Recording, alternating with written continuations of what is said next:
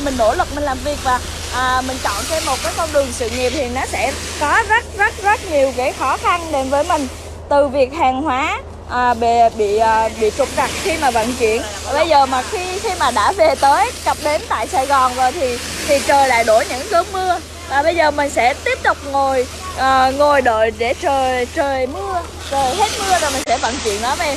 Thì đây là một cái thử thách vô cùng lớn cho hệ thống của Kim Anh, và Kim Anh tin chắc rằng là nếu mà không có áp lực á thì nó sẽ không tạo ra được kim cương. Và cái sản phẩm này là một sản phẩm cực kỳ hot trên thị trường, và nó khi mà cái giai đoạn đầu đó nó quá nhiều khó khăn như vậy thì những cái giai đoạn tiếp đó là một cái thử thách trong cái sự nghiệp, trong cái con đường kinh doanh của bên mình, mà ông trời có lẽ là ông trời đã đem ra thử thách bên mình. Mọi người thấy không? Trời đổ cơn mưa khi mà hàng vừa xuống. Giỏ này 60 hộp à? Hình như em chưa kiểm cái thùng kia là 72.